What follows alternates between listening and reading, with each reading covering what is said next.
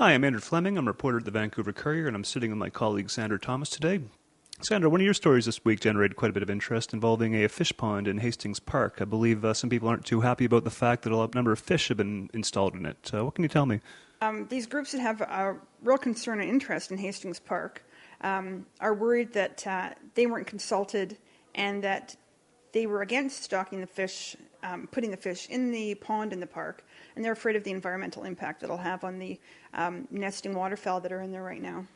Now, my understanding is it's an artificial lake or a man-made lake, and that way they're able to get around some of the environmental controls. Normally, you can't just stock a natural lake with fish. Is that seeming a bit of a shortcut, or? I thought it was a little bit of a get-out-of-jail-free card. That the fact that it's a man-made lake means that they don't have to do an environmental impact study, but meanwhile, these conservation groups have been working literally for decades to bring this pond in the sanctuary at Hastings Park back to the natural habitat. And now there's over 100 species of birds that have been seen there, and many of them nest and breed and nest there.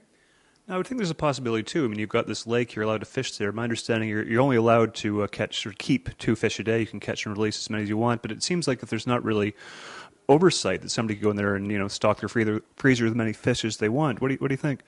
Well, apparently they've just recently installed some signs, and they have some ambassadors, as they're calling them, from the society that stocked the pond. But and it's supposed to be up to these ambassadors to control what's happening. But according to a neighbor, there was actually a fellow there fishing with a boat the other day, and nobody stopped him. And you have to understand, this is a very, very small pond. Actually, it's not even a lake. Interesting. And I suppose, too, some fishermen, some will be more conscious than others, but some might be stomping around in the nesting areas, that kind of thing, or... Apparently that's already been seen as well. According to a neighbor that I spoke with, she told me that people have been bushwhacking through these really sensitive nesting areas to get to, of course, as fishermen do, the other side of the lake where apparently the fishing is assumed to be better.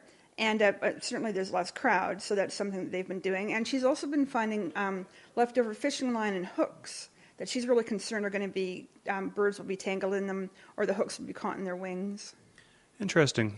Anything else you wrote about this week that you'd like to talk about? I understand Car-Free Day is coming up again, getting a little bigger and badder this year. Well, not badder, bigger. Well, Car-Free Day is definitely growing. It's now in, 3 neighborhoods with huge events and celebrations, and then a 4th area of Kitsilano, which is actually celebrating it over 2 days with block parties all across the neighborhood. Okay. Well, that sounds like it should be a lot of fun this year. I wonder if Niamh O'Connor will be driving there as she normally does. We'll have to ask her about that later on. But I think that's all we have for now. Thanks for tuning in. Yeah.